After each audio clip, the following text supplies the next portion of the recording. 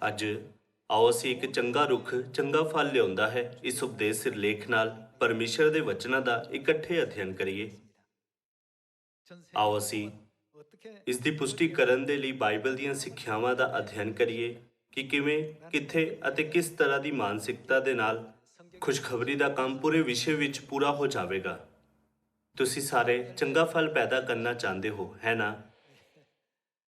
ਚੰਗਾ ਫਲ ਪਾਉਣ ਦੇ ਲਈ ਕੀ ਸਾਡੀ ਮਾਤਾ ਦੀ ਸਹਾਇਤਾ ਪੂਰਨ ਰੂਪ ਨਾਲ ਜ਼ਰੂਰੀ ਨਹੀਂ ਹੈ? ਮਾਤਾ ਜੀ ਨੇ ਸਾਨੂੰ ਸਾਰਿਆਂ ਨੂੰ ਕਿਹਾ, ਤੁਸੀਂ ਮੇਰੀ ਇੱਕੋ ਇੱਕ ਚਿੰਤਾ ਹੋ। ਮਾਤਾ ਜੀ ਨੇ ਹੋਰ ਕੀ ਕਿਹਾ? ਉਹਨਾਂ ਨੇ ਕਿਹਾ, ਤੁਸੀਂ ਮੇਰੇ ਲਈ ਸਭ ਕੁਝ ਹੋ। ਮਾਤਾ ਜੀ ਦੀ ਇੱਕੋ ਇੱਕ ਚਿੰਤਾ ਅਸੀਂ ਹੀ ਹਾਂ। ਮਾਤਾ ਜੀ ਨੇ ਇਹ ਵੀ ਕਿਹਾ ਕਿ ਉਹਨਾਂ ਦੇ ਜੀਵਨ ਦਾ ਅਰਥ ਸਾਡੇ ਵਿੱਚ ਮਿਲਦਾ ਹੈ। ਇਸ ਲਈ ਆਓ ਅਸੀਂ ਸਿਯੋਨ ਦੇ ਸਾਰੇ ਪਰਿਵਾਰ ਦੇ ਮੈਂਬਰ ਚੰਗੇ ਰੁੱਖ ਬਣੀਏ ਜੋ ਚੰਗੇ ਅਤੇ ਵਧੀਆ ਫਲ ਪੈਦਾ ਕਰਦੇ ਹਨ। ਅਮਰੀਕਾ ਵਿੱਚ ਇੱਕ ਮਸ਼ਹੂਰ ਸੇਲਸਮੈਨ ਸੀ। ਇਸ ਸੇਲਸਮੈਨ ਦਾ ਨਾਮ ਬਿਲ ਪੋਰਟਰ ਸੀ। ਜਦ ਉਸ ਦਾ ਜਨਮ ਹੋਇਆ ਤਦ ਉਸ ਨੂੰ ਦਿਮਾਗੀ ਅਧਰੰਗ ਦਾ ਰੋਗ ਸੀ। ਦਿਮਾਗੀ ਅਧਰੰਗ ਦੇ ਕਾਰਨ ਉਸ ਦੀ ਪਿੱਠ ਸਥਾਈ ਰੂਪ ਨਾਲ ਮੁੜੀ ਹੋਈ ਸੀ।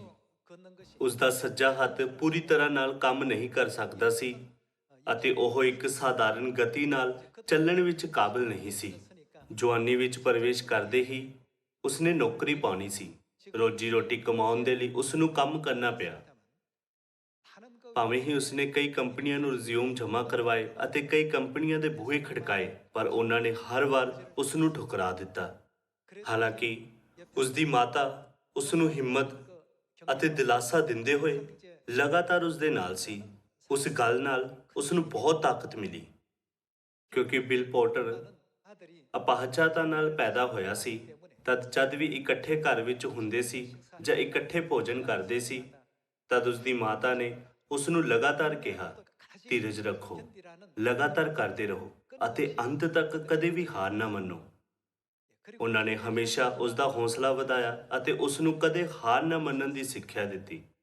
ਆਪਣੇ ਪੂਰੇ ਜੀਵਨ ਭਰ ਉਸ ਨੂੰ ਕਦੇ ਹਾਰ ਨਾ ਮੰਨਣ ਲਈ ਸਿਖਾਇਆ ਗਿਆ ਸੀ।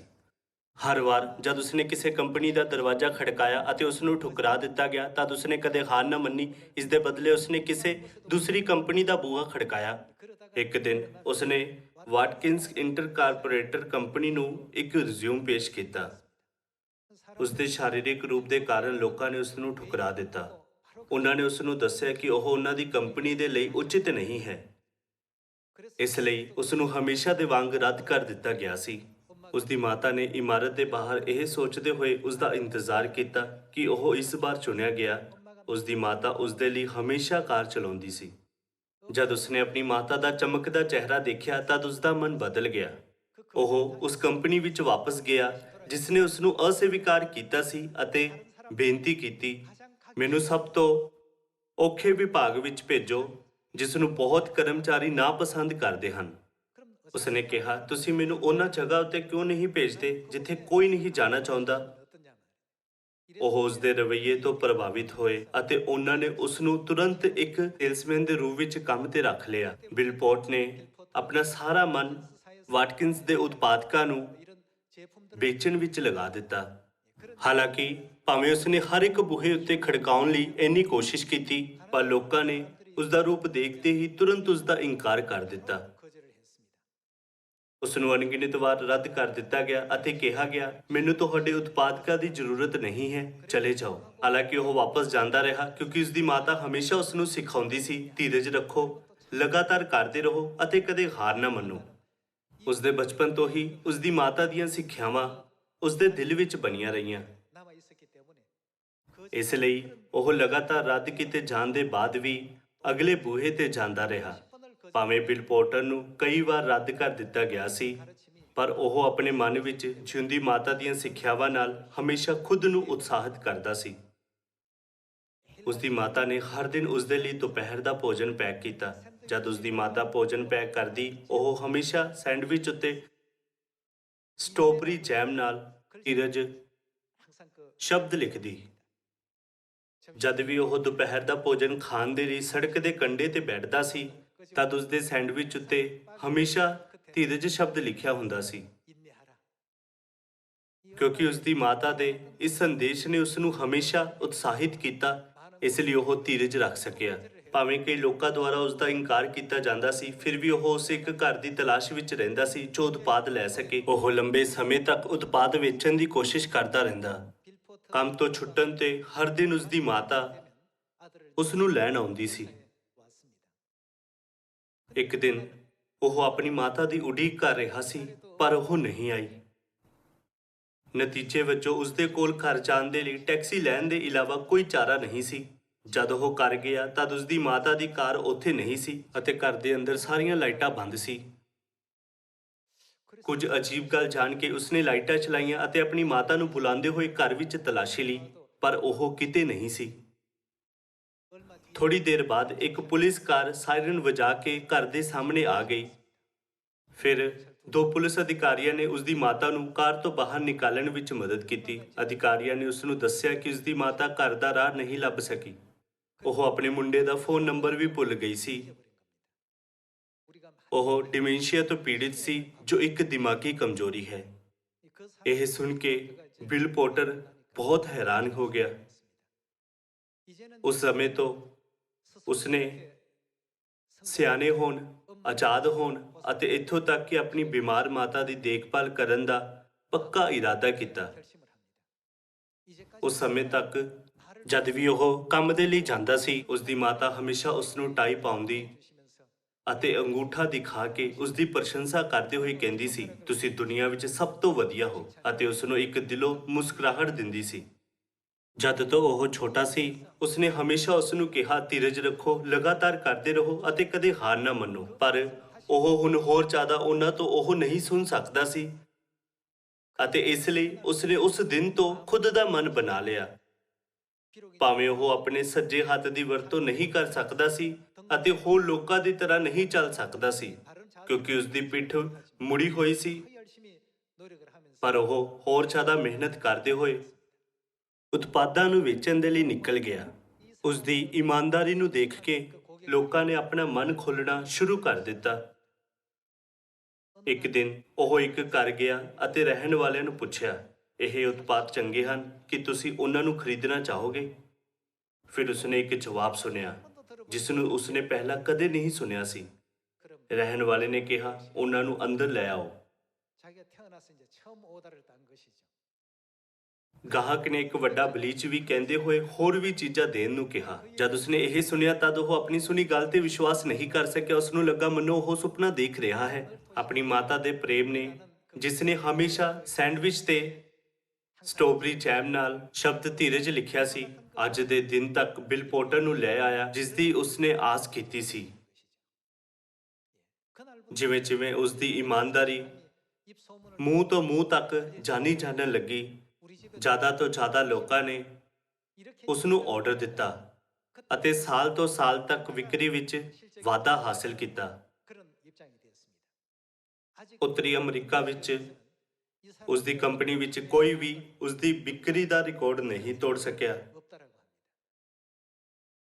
ਜਦ ਅਸੀਂ ਉਸ ਦੇ ਜੀਵਨ ਦੀ ਕਹਾਣੀ ਦੀ ਜਾਂਚ ਕਰਦੇ ਹਾਂ ਤਦ ਅਸੀਂ ਖੁਦ ਤੋਂ ਪੁੱਛ ਸਕਦੇ ਹਾਂ, ਕਿਸ ਗੱਲ ਨੇ ਅੰਤ ਤੱਕ ਉਸ ਨੂੰ ਧੀਰਜ ਰੱਖਣ ਦੀ ਸ਼ਕਤੀ ਦਿੱਤੀ।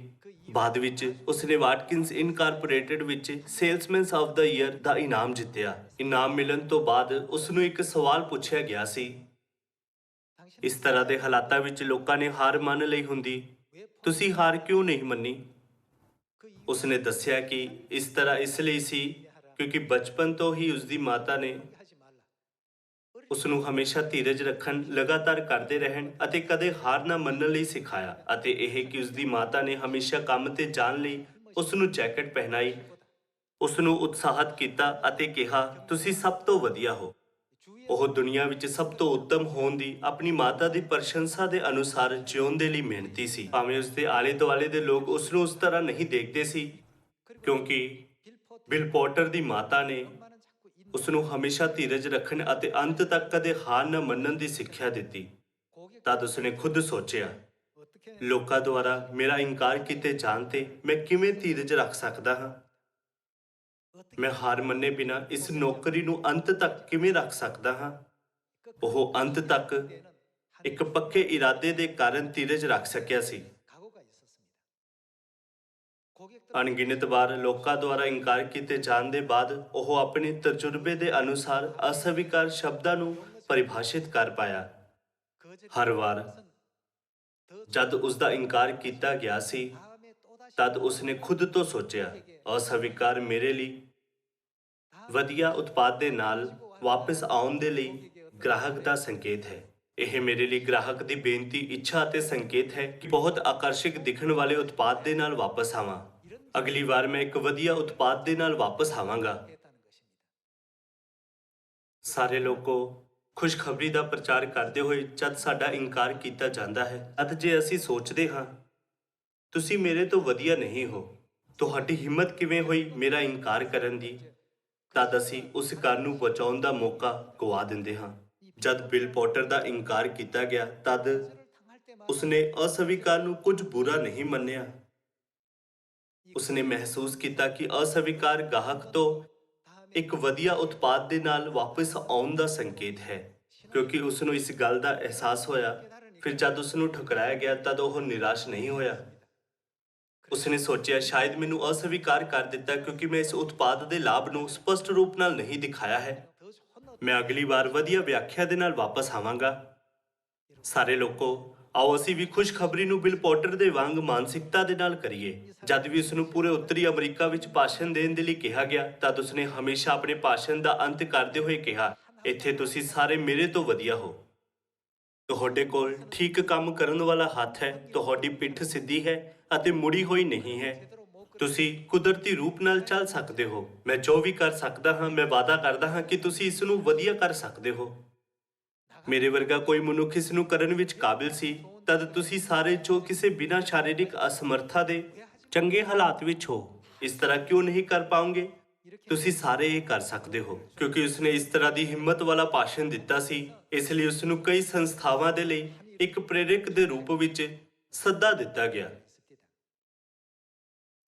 ਮੈਂ ਤੁਹਾਡੇ ਨਾਲ ਬਿਲ ਪੋਟਰ ਦੀ ਕਹਾਣੀ ਇਸ ਕਾਰਨ ਸਾਂਝਾ ਕਰ ਰਿਹਾ ਹਾਂ ਕਿਉਂਕਿ ਇਹ ਆਮ ਗਿਆਨ ਹੈ ਕਿ ਇੱਕ ਚੰਗਾ ਰੁੱਖ ਚੰਗਾ ਫਲ ਲਿਆਉਂਦਾ ਹੈ। ਆਓ ਅਸੀਂ ਸਾਰੇ ਲੋਕਾਂ ਨੂੰ ਖੁਸ਼ਖਬਰੀ ਦਾ ਪ੍ਰਚਾਰ ਕਰੀਏ। ਸਾਡੇ ਮਿਸ਼ਨ ਨੂੰ ਪੂਰਾ ਕਰਨ ਦੇ ਲਈ ਮਾਤਾ ਜੀ ਪ੍ਰਾਰਥਨਾ ਕਰਦੇ ਹਨ ਕਿ ਦੁਨੀਆ ਭਰ ਵਿੱਚ ਬਹੁਤ ਸਾਰੇ ਮਹਾਨ ਖੁਸ਼ਖਬਰੀ ਦੇ ਸੇਵਕਾਂ ਦਾ ਉਤਪਾਦਨ ਹੋਵੇ।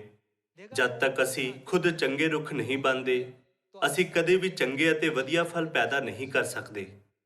ਜਦ ਅਸੀਂ ਚੰਗੇ ਰੁੱਖ ਬਣਦੇ ਹਾਂ ਤਦ ਤੁਹਾਨੂੰ ਕੀ ਲੱਗਦਾ ਹੈ ਕਿ ਸਾਡੇ ਦੁਆਰਾ ਕਿਸ ਪ੍ਰਕਾਰ ਦੇ ਫਲ ਪੈਦਾ ਹੋਣਗੇ? ਚੰਗੇ ਅਤੇ ਵਧੀਆ ਫਲਾਂ ਦਾ ਉਤਪਾਦਨ ਹੋਵੇਗਾ, ਹੈ ਨਾ? ਤਦ ਸਾਨੂੰ ਪੂਰਨ ਰੂਪ ਨਾਲ ਚੰਗੇ ਰੁੱਖ ਬਣਨਾ ਚਾਹੀਦਾ ਹੈ। ਮੈਂ ਇਸ ਤਰ੍ਹਾਂ ਕਿਉਂ ਨਹੀਂ ਕਰ ਸਕਦਾ ਜੋ ਦੂਸਰੇ ਲੋਕ ਇੱਕ ਹੀ ਤਰ੍ਹਾਂ ਦੀ ਔਖੀ ਸਥਿਤੀ ਵਿੱਚ ਹੋਣ ਦੇ ਬਾਵਜੂਦ ਵੀ ਕਰ ਸਕਦੇ ਹਨ? ਹਰ ਵਾਰ ਜਦ ਮੈਂ ਉਤਪਾਦਾਂ ਨੂੰ ਵੇਚਣ ਦੀ ਕੋਸ਼ਿਸ਼ ਕਰਦਾ ਹਾਂ ਤਦ ਲੋਕ ਮੈਨੂੰ ਅਸਵੀਕਾਰ ਕਰ ਦਿੰਦੇ ਹਨ। ਮੈਨੂੰ ਹਮੇਸ਼ਾ ਅਸਵੀਕਾਰ ਕਿਉਂ ਕੀਤਾ ਜਾਂਦਾ ਹੈ? ਮੈਨੂੰ ਲੱਗਦਾ ਹੈ ਕਿ ਮੈਂ ਇਹ ਨਹੀਂ ਕਰ ਸਕਦਾ। ਜੇ ਬਿਲ ਪੋਟਰ ਨੇ ਇੱਕ ਨਕਾਰਾਤਮਕ ਸੋਚ ਨਾਲ ਨਿਰਾਸ਼ ਹੋ ਕੇ ਹਾਰ ਮੰਨ ਲਈ ਹੁੰਦੀ ਤਦ ਉਹ ਬਿਲ ਪੋਟਰ ਨਹੀਂ ਬਣ ਸਕਦਾ ਜਿਵੇਂ ਹੁਣ ਅਸੀਂ ਜਾਣਦੇ ਹਾਂ। ਜਿੰਨਾ ਜ਼ਿਆਦਾ ਉਸ ਨੂੰ ਅਸਵੀਕਾਰ ਕੀਤਾ ਗਿਆ, ਓਨਾ ਹੀ ਉਸ ਨੂੰ ਯਾਦ ਆਇਆ, ਧੀਰਜ ਰੱਖੋ, ਲਗਾਤਾਰ ਕਰਦੇ ਰਹੋ ਅਤੇ ਕਦੇ ਹਾਰ ਨਾ ਮੰਨੋ। ਕਿਉਂਕਿ ਉਸਦੀ ਮਾਤਾ ਜਾਣਦੀ ਸੀ ਕਿ ਉਸਦੇ ਹਾਲਾਤ ਦੇ ਕਾਰਨ ਉਸਦਾ ਜੀਵਨ ਔਖਾ ਹੋਵੇਗਾ, ਇਸ ਲਈ ਉਸਨੇ ਬਚਪਨ ਤੋਂ ਹੀ ਉਸ ਨੂੰ ਸਕਾਰਾਤਮਕ ਮਾਨਸਿਕਤਾ ਰੱਖਣਾ ਸਿਖਾਇਆ। ਉਸਦੀ ਮਾਤਾ ਚੰਗੀ ਤਰ੍ਹਾਂ ਨਾਲ ਜਾਣਦੀ ਸੀ ਕਿ ਉਸਦਾ ਸਮਾਜ ਉਸ ਨੂੰ ਆਰਾਮ ਨਾਲ ਜਿਉਣ ਦੇ ਲਈ ਇੱਕ ਉਚਿਤ ਸਹਾਇਤਾ ਪ੍ਰਣਾਲੀ ਪ੍ਰਦਾਨ ਨਹੀਂ ਕਰੇਗਾ। ਇਸ ਲਈ ਉਸਨੇ ਧੀਰਜ ਰੱਖਣ ਅਤੇ ਕਦੇ ਹਾਰ ਨਾ ਮੰਨਣ ਦੀ ਮਾਨਸਿਕਤਾ ਉਸ ਵਿੱਚ ਰੱਖੀ। ਇਸ ਲਈ ਉਸਨੇ ਉਸ ਨੂੰ ਜਿਉਂਦੇ ਰਹਿਣ ਦੇ ਲਈ ਸਭ ਤੋਂ ਜ਼ਰੂਰੀ ਸਿੱਖਿਆਵਾਂ ਦਿੱਤੀਆਂ, ਜੋ ਹੈ ਧੀਰਜ ਰੱਖੋ, ਲਗਾਤਾਰ ਕਰਦੇ ਰਹੋ ਅਤੇ ਕਦੇ ਹਾਰ ਨਾ ਮੰਨੋ। ਜਦ ਮੈਂ ਉਸਦੀ ਜੀਵਨ ਕਥਾ ਸੁਣੀ ਤਦ ਮੈਂ ਪ੍ਰੇਰਿਤ ਹੋ ਗਿਆ। ਜਦ ਬਿਲ ਪੋਟਰ ਕੰਮ ਤੇ ਜਾਂਦਾ, ਉਸਦੀ ਮਾਤਾ ਟਾਈ ਪਾਉਂਦੀ ਅਤੇ ਉਸਦਾ ਸੂਟ ਠੀਕ ਕਰਦੀ ਸੀ। ਭਾਵੇਂ ਹੀ ਉਸਦਾ ਬਾਹਰੀ ਰੂਪ ਸਭ ਤੋਂ ਵਧੀਆ ਨਹੀਂ ਸੀ, ਪਰ ਉਸਨੇ ਹਮੇਸ਼ਾ ਉਸ ਨੂੰ ਹੌਸਲਾ ਦਿੰਦੇ ਹੋਏ ਕਿਹਾ, ਤੁਸੀਂ ਸਭ ਤੋਂ ਵਧੀਆ ਹੋ। ਉਹ ਦੁਪਹਿਰ ਦਾ ਭੋਜਨ ਕਰਦੇ ਹੋਏ ਮੁਸਕਰਾਉਂਦਾ ਸੀ ਕਿਉਂਕਿ ਉਸਦੀ ਮਾਤਾ ਹਮੇਸ਼ਾ ਉਸਦੇ ਸੈਂਡਵਿਚ ਉੱਤੇ ਸਟ੍ਰਾਬੇਰੀ ਜੈਮ ਨਾਲ ਧੀਰਜ ਲਿਖਦੀ ਸੀ, ਕਿਉਂਕਿ ਉਸਦੇ ਸੈਂਡਵਿਚ ਤੇ ਉਹ ਲਿਖਿਆ ਗਿਆ ਜਿਸ ਤੇ ਉਸਦੀ ਮਾਤਾ ਨੇ ਹਮੇਸ਼ਾ ਜ਼ੋਰ ਦਿੱਤਾ। ਤਦ ਉਹ ਆਪਣੀ ਮਾਤਾ ਦੇ ਡੂੰਘੇ ਪ੍ਰੇਮ ਨੂੰ ਮਹਿਸੂਸ ਕਰਦੇ ਹੋਏ ਲਗਾਤਾਰ ਉਤਸ਼ਾਹਿਤ ਹੋਇਆ। ਮੈਂ ਮਹਿਸੂਸ ਕਰ ਸਕਿਆ ਕਿ ਉਸਦੀ ਮਾਤਾ ਨੇ ਧੀਰਜਪੂਰਵਕ ਉਸ ਨੂੰ ਸਿਖਾਉਂਦੇ ਹੋਏ ਉਸਦਾ ਪ੍ਰੇਮ ਉਪਕਾਰਿਆ ਸੀ। ਜਿਸ ਨਾਲ ਉਸ ਨੂੰ ਅਹਿਸਾਸ ਹੋਇਆ ਕਿ ਲੋਕਾਂ ਦਾ ਅਸਵੀਕਾਰ ਕੁਝ ਨਕਾਰਾਤਮਕ ਸੰਕੇਤ ਨਹੀਂ, ਪਰ ਅਗਲੀ ਵਾਰ ਇੱਕ ਵਧੀਆ ਉਤਪਾਦ ਦੇ ਨਾਲ ਉਹਨਾਂ ਦੇ ਘਰ ਵਿੱਚ ਵਾਪਸ ਜਾਣ ਦਾ ਸੰਕੇਤ ਹੈ, ਕਿਉਂਕਿ ਉਸ ਦੇ ਕੋਲ ਕਦੇ ਹਾਰ ਨਾ ਮੰਨਣ ਦੀ ਦ੍ਰਿੜ ਮਾਨਸਿਕਤਾ ਅਤੇ ਵਿਸ਼ਵਾਸ ਸੀ। ਇਸ ਲਈ ਉਸਨੇ ਆਪਣੇ ਪ੍ਰਤੀਕੂਲ ਸਰੀਰਕ ਹਾਲਾਤਾਂ ਦੇ ਬਾਵਜੂਦ ਉੱਤਰੀ ਅਮਰੀਕਾ ਵਿੱਚ ਸਥਿਰ ਸੇਲਸਮੈਨ ਦਾ ਖਿਤਾਬ ਹਾਸਲ ਕੀਤਾ। ਪਰਮੇਸ਼ਰ ਸਾਨੂੰ ਬਾਈਬਲ ਦੇ ਦੁਆਰਾ ਸਿਖਾਉਂਦੇ ਹਨ ਕਿ ਅਸੀਂ ਇੱਕ ਇਸ ਤਰ੍ਹਾਂ ਦੇ ਯੁੱਗ ਵਿੱਚ ਜੀ ਰਹੇ ਹਾਂ ਜਿਸ ਵਿੱਚ ਸਭ ਤੋਂ ਜ਼ਿਆਦਾ ਧੀਰਜ ਦੀ ਜ਼ਰੂਰਤ ਹੈ। ਆਓ ਅਸੀਂ ਯਾਕੂਬ ਅਧਿਆਇ 5 ਨੂੰ ਪੜ੍ਹੀਏ। ਆਇਤ 11 ਵਿੱਚ ਲਿਖਿਆ ਹੈ, ਵੇਖੋ ਅਸੀਂ ਉਹਨਾਂ ਨੂੰ ਧੰਨ ਆਖਦੇ ਹਾਂ ਜਿਨ੍ਹਾਂ ਸਬਰ ਕੀਤਾ। ਜੋ ਲੋਕ ਧੀਰਜ ਰੱਖਦੇ ਹਨ ਉਹ ਧੰਨ ਹਨ। ਸਾਨੂੰ ਸਵਰਗ ਦੇ ਰਾਜ ਦਾ ਧੀਰਜ ਦੇ ਨਾਲ ਇੰਤਜ਼ਾਰ ਕਰਨ ਦੀ ਜ਼ਰੂਰਤ ਹੈ। ਜਦ ਤੱਕ ਅਸੀਂ ਸਵਰਗ ਦੇ ਰਾਜ ਵਿੱਚ ਪ੍ਰਵੇਸ਼ ਕਰਨ ਵਿੱਚ ਕਾਬਿਲ ਨਹੀਂ ਹੁੰਦੇ, ਤਦ ਤੱਕ ਸਾਡੇ ਆਲੇ ਦੁਆਲੇ ਦਾ ਵਾਤਾਵਰਣ ਲਗਾਤਾਰ ਬਦਲਦਾ ਰਹੇਗਾ। ਸ਼ੈਤਾਨ ਸਾਡੇ ਵਿਸ਼ਵਾਸ ਦੀ ਨੀਂਹ ਨੂੰ ਹਿਲਾਉਣ ਦੇ ਲਈ ਲੱਖਾਂ ਤਰੀਕਿਆਂ ਦਾ ਇਸਤੇਮਾਲ ਕਰਕੇ ਸਾਡੇ ਲਈ ਰੁਕਾਵਟਾਂ ਪੈਦਾ ਕਰ ਦਿੰਦਾ ਹੈ, ਜਿਸ ਨਾਲ ਅਸੀਂ ਆਤਮਿਕ ਰੂਪ ਵਿੱਚ ਕਮਜ਼ੋਰ ਹੋ ਜਾਂਦੇ ਹਾਂ। ਇੱਥੇ ਇਹ ਲਿਖਿਆ ਹੈ, ਵੇਖੋ ਅਸੀਂ ਉਹਨਾਂ ਨੂੰ ਧੰਨ ਆਖਦੇ ਹਾਂ ਜਿਨ੍ਹਾਂ ਸਬਰ ਕੀਤਾ। ਤੁਸੀਂ ਅਯੂਬ ਦਾ ਸਬਰ ਸੁਣਿਆ ਹੈ ਅਤੇ ਪ੍ਰਭੂ ਦਾ ਪ੍ਰਯੋਜਨ ਜਾਣਦੇ ਹੋ। ਭਾਈ ਪ੍ਰਭੂ ਵੱਡਾ ਦਰਦੀ ਅਤੇ ਦਿਆਲੂ ਹੈ। ਅਯੂਬ ਦਰਦਨਾਕ ਹਾਲਾਤਾਂ ਵਿੱਚੋਂ ਲੰਘਿਆ ਜਿਸ ਨੂੰ ਸਹਿਣ ਕਰਨਾ ਮੁਸ਼ਕਿਲ ਸੀ। ਸ਼ੈਤਾਨ ਨੇ ਉਸ ਦੇ ਧਨ ਨੂੰ ਖੋਹ ਲਿਆ, ਉਸ ਦੇ ਪਰਿਵਾਰ ਨੂੰ ਨਸ਼ਟ ਕਰ ਦਿੱਤਾ ਅਤੇ ਉਸ ਨੂੰ ਬਹੁਤ ਸਾਰੀਆਂ ਬਿਮਾਰੀਆਂ ਨਾਲ ਪੀੜਿਤ ਕੀਤਾ। ਭਾਵੇਂ ਹੀ ਸ਼ੈਤਾਨ ਨੇ ਇੰਨੇ ਸਾਰੇ ਦੁੱਖ ਦਿੱਤੇ, ਪਰ ਅਯੂਬ ਨੇ ਹਮੇਸ਼ਾ ਪਰਮੇਸ਼ਰ ਨੂੰ ਧੰਨਵਾਦ ਅਤੇ ਵਡਿਆਈ ਦਿੱਤੀ। ਯਾਕੂਬ 5 ਵਿੱਚ ਉਸ ਦੇ ਧੀਰਜ ਦਾ ਵਰਣਨ ਹੈ। ਧੰਨ ਹਨ ਉਹ ਜਿਹੜੇ ਧੀਰਜ ਰੱਖਦੇ ਹਨ। ਜਦ ਮੈਂ ਇਹ ਦੇਖਦਾ ਹਾਂ, ਮੈਂ ਅਕਸਰ ਸੋਚਦਾ ਹਾਂ ਅਸੀਂ ਬਹੁਤ ਜ਼ਿਆਦਾ ਵਧੀਆ ਅਤੇ ਕਿਰਪਾਪੂਰਨ ਕੰਮ ਪ੍ਰਾਪਤ ਕਰ ਸਕਦੇ ਹਾਂ, ਕਿਉਂਕਿ ਪਰਮੇਸ਼ਰ ਨੇ ਸਾਨੂੰ ਵਧੀਆ ਹਾਲਾਤ ਅਤੇ ਕਾਬਿਲ ਸਰੀਰ ਦਿੱਤਾ ਹੈ। ਕਿ ਤੁਹਾਨੂੰ ਇਸ ਤਰ੍ਹਾਂ ਨਹੀਂ ਲੱਗਦਾ? ਆਓ ਅਸੀਂ ਪ੍ਰਕਾਸ਼ ਦੀ ਪੋਥੀ ਅਧਿਆਇ 3 ਵਚਨ 10 ਪੜ੍ਹੀਏ। ਮੈਂ ਮੇਰੇ ਧੀਰਜ ਦੇ ਵਚਨ ਦੀ ਰੱਖਿਆ ਕੀਤੀ ਤਾਂ ਮੈਂ ਵੀ ਪਰਤਾਵੇ ਦੇ ਉਸ ਸਮੇਂ ਤੋਂ ਜੋ ਧਰਤੀ ਦੇ ਵਾਸੀਆਂ ਨੂੰ ਪਰਤਾਉਣ ਲਈ ਸਾਰੇ ਸੰਸਾਰ ਉੱਤੇ ਆਉਣ ਵਾਲਾ ਹੈ, ਤੇਰੀ ਰੱਖਿਆ ਕਰਾਂਗਾ। ਮੈਂ ਛੇਤੀ ਆਉਂਦਾ ਹਾਂ। ਜੋ ਕੁਝ ਤੇਰੇ ਕੋਲ ਹੈ ਸੋ ਤਕੜਾਈ ਨਾਲ ਫੜੀ ਰੱਖ, ਕਿਤੇ ਐ ਨਾ ਹੋਵੇ ਭਾਈ ਕੋਈ ਤੇਰਾ ਮੁਕਟ ਲੈ ਜਾਵੇ। ਪਰਮੇਸ਼ਰ ਨੇ ਕਿਹਾ, ਜੋ ਕੁਝ ਤੇਰੇ ਕੋਲ ਹੈ ਉਸ ਨੂੰ ਫੜੀ ਰੱਖ ਕਿ ਕੋਈ ਤੇਰਾ ਮੁਕਟ ਨਾ ਲੈ ਜਾਵੇ। ਇਸ ਲਈ ਸਾਨੂੰ ਮੁਕਟ ਦੀ ਕੀਮਤ ਨੂੰ ਜਾਣੇ ਬਿਨਾ ਉਸ ਦੀ ਮੌਜੂਦਗੀ ਤੇ ਵਿਸ਼ਵਾਸ ਨਾ ਕਰਕੇ, ਇਹ ਸੋਚ ਕੇ ਬਸ ਉਸ ਨੂੰ ਫੜੀ ਰੱਖ ਕੇ ਐਸਾਓ ਦੀ ਤਰ੍ਹਾਂ ਖੜੇ ਨਹੀਂ ਰਹਿਣਾ ਚਾਹੀਦਾ ਕਿ ਜੇ ਕੋਈ ਮੇਰਾ ਮੁਕਟ ਲੈਣਾ ਚਾਹੁੰਦਾ ਹੈ ਤਦ ਲੈ ਲਵੇ। ਕਿ ਸਵਰਗ ਦਾ ਰਾਜ ਨੇੜੇ ਨਹੀਂ ਆ ਰਿਹਾ? ਕਿ ਇਸੇ ਕਾਰਨ ਪਰਮੇਸ਼ਰ ਸਾਨੂੰ ਬਾਈਬਲ ਦੇ ਦੁਆਰਾ ਨਹੀਂ ਸਿਖਾਉਂਦੇ ਕਿ ਜਾਨ ਦੇਣ ਤੱਕ ਵਿਸ਼ਵਾਸੀ ਰਹਿ, ਤਦ ਮੈਂ ਤੈਨੂੰ ਜੀਵਨ ਦਾ ਮੁਕਟ ਦੇਵਾਂਗਾ। ਸਾਰੇ ਲੋਕੋ, ਸਾਨੂੰ ਆਪਣੇ ਦਿਲਾਂ ਤੇ ਇੱਕ ਵਾਰ ਫਿਰ ਤੋਂ ਜਾਂਚ ਕਰਨ ਦੀ ਜ਼ਰੂਰਤ ਹੈ ਕਿ ਅਸੀਂ ਜਿਸ ਰਾਹ ਤੇ ਚੱਲ ਰਹੇ ਹਾਂ ਉਹ ਕਿੰਨਾ ਕੀਮਤੀ ਹੈ ਅਤੇ ਇਸ ਰਾਹ ਤੇ ਚੱਲਦੇ ਹੋਏ ਸਾਨੂੰ ਕਿੰਨੀ ਕੋਸ਼ਿਸ਼ ਕਰਨੀ ਚਾਹੀਦੀ ਹੈ। ਆਓ ਅਸੀਂ ਸਾਰੇ ਖੁਸ਼ਖਬਰੀ ਦੇ ਕੰਮ ਵਿੱਚ ਭਾਗ ਲਈਏ ਜਿਸ ਨੂੰ ਪਰਮੇਸ਼ਰ ਚਲਾ ਰਹੇ ਹਨ। ਖੁਸ਼ਖਬਰੀ ਕਰਦੇ ਸਮੇਂ ਆਓ ਅਸੀਂ ਇਸ ਮਿਸ਼ਨ ਨੂੰ ਪੂਰਾ ਕਰਨ ਦੇ ਲਈ ਪਰਮੇਸ਼ਰ ਦੀ ਪੂਰੀ ਸ਼ਕਤੀ ਤੇ ਨਿਰਭਰ ਹੋ ਕੇ ਕਿਸੇ ਹੋਰ ਦੀ ਤੁਲਨਾ ਵਿੱਚ ਜ਼ਿਆਦਾ ਜੋਸ਼ੀਲੇ ਅਤੇ ਉਤਸ਼ਾਹੀ ਬਣੀਏ। ਆਓ ਅਸੀਂ ਮਤੀ ਅਧਿਆਇ 7 ਤੇ ਜਾਈਏ ਅਤੇ ਇਸ ਤੇ ਇਕੱਠੇ ਵਿਚਾਰ ਕਰੀਏ। ਅਸੀਂ ਵੀ ਚੰਗੇ ਰੁੱਖ ਬਣ ਸਕਦੇ ਹਾਂ। ਅਸੀਂ ਕਈ ਚੰਗੇ ਫਲਾਂ ਨੂੰ ਵੀ ਪੈਦਾ ਕਰ ਸਕਦੇ ਹਾਂ। ਇਸ ਕਾਰਨ ਤੋਂ ਅਸੀਂ ਚੰਗੇ ਫਲਾਂ ਨੂੰ ਪੈਦਾ ਨਹੀਂ ਕਰਦੇ ਕਿਉਂਕਿ ਸਾਡੇ ਕੋਲ ਧੀਰਜ ਨਹੀਂ ਹੈ। ਨਾ ਹੀ ਅਸੀਂ ਆਪਣੇ ਮੱਥੇ ਤੇ ਪਰਮੇਸ਼ਰ ਦੀਆਂ ਸਿੱਖਿਆਵਾਂ ਨੂੰ ਬੰਨ੍ਹਿਆ ਹੈ, ਨਾ ਹੀ ਅਸੀਂ ਉਹਨਾਂ ਨੂੰ ਆਪਣੇ ਹੱਥਾਂ ਉੱਤੇ ਨਿਸ਼ਾਨ ਦੇ ਰੂਪ ਵਿੱਚ ਬੰਨ੍ਹਿਆ ਹੈ। ਪਰ ਜੇ ਅਸੀਂ ਖੁਦ ਨੂੰ ਪਰਮੇਸ਼ਰ ਦੇ ਵਚਨ ਦੇ ਅਨੁਸਾਰ ਜੀਉਣ ਦੀ ਕੋਸ਼ਿਸ਼ ਕਰੀਏ ਜਿਵੇਂ ਬਾਈਬਲ ਸਾਨੂੰ ਸਿਖਾਉਂਦੀ ਹੈ, ਤਦ ਪਰਮੇਸ਼ਰ ਨਿਸ਼ਚਿਤ ਰੂਪ ਨਾਲ ਸਾਨੂੰ ਖੁਸ਼ਖਬਰੀ ਵਿੱਚ ਬਹੁਤ ਸਫਲ ਹੋਣ ਦੀ ਆਗਿਆ ਦੇਣਗੇ। ਆਓ ਅਸੀਂ ਮਤੀ ਅਧਿਆਇ 7 ਦੇਖੀਏ। ਆਓ ਅਸੀਂ ਮਤੀ ਅਧਿਆਇ 7 ਵਚਨ 16 ਪੜ੍ਹੀਏ। ਤੁਸੀਂ ਉਹਨਾਂ ਦੇ ਫਲਾਂ ਤੋਂ ਉਹਨਾਂ ਨੂੰ ਪਛਾਣੋਗੇ। ਭਲਾ ਕੰਡਿਆਲਿਆਂ ਤੋਂ ਦਾਖ ਜਾਂ ਊਂਟ ਕਟਾਰਿਆਂ ਤੋਂ ਅੰਜੀਰ ਤੋੜਦੇ ਹਨ। ਇਸੇ ਪ੍ਰਕਾਰ ਹਰ ਇੱਕ ਅੱਛਾ ਬ੍ਰਿਕਸ਼ ਅੱਛਾ ਫਲ ਦਿੰਦਾ ਹੈ, ਪਰ ਮਾੜਾ ਬ੍ਰਿਕਸ਼ ਬੁਰਾ ਫਲ ਦਿੰਦਾ ਹੈ। ਅੱਛਾ ਬ੍ਰਿਕਸ਼ ਬੁਰਾ ਫਲ ਨਹੀਂ ਦੇ ਸਕਦਾ ਅਤੇ ਨਾ ਮਾੜਾ ਬ੍ਰਿਕਸ਼ ਚੰਗਾ ਫਲ ਦੇ ਸਕਦਾ ਹੈ। ਹਰੇਕ ਵ੍ਰਿਕਸ਼ ਜਿਹੜਾ ਚੰਗਾ ਫਲ ਨਹੀਂ ਦਿੰਦਾ ਵੱਢਿਆ ਅਤੇ ਅੱਗ ਵਿੱਚ ਸੁੱਟਿਆ ਜਾਂਦਾ ਹੈ। ਸੋ ਤੁਸੀਂ ਉਹਨਾਂ ਦੇ ਫਲਾਂ ਤੋਂ ਉਹਨਾਂ ਨੂੰ ਪਛਾਣੋਗੇ। ਇੱਥੇ ਬਾਈਬਲ ਸਾਨੂੰ ਜਾਣਨ ਦਿੰਦੀ ਹੈ ਕਿ ਇੱਕ ਚੰਗਾ ਰੁੱਖ ਕਦੇ ਵੀ ਬੁਰਾ ਫਲ ਨਹੀਂ ਲਿਆ ਸਕਦਾ। ਫਿਰ ਕੀ ਸਾਨੂੰ ਚੰਗੇ ਰੁੱਖ ਬਣਨ ਦੇ ਲਈ ਪਾਲਣ ਨਹੀਂ ਕਰਨਾ ਚਾਹੀਦਾ? ਬਿਲ ਪੋਟਰ ਕਈ ਸ਼ਾਰੀਰਿਕ ਅਸਮਰਥਾ ਦੇ ਕਾਰਨ ਪੈਦਾ ਹੋਇਆ ਅਤੇ ਕਈ ਚੁਣੌਤੀਪੂਰਨ ਹਾਲਾਤਾਂ ਦਾ ਸਾਹਮਣਾ ਕੀਤਾ।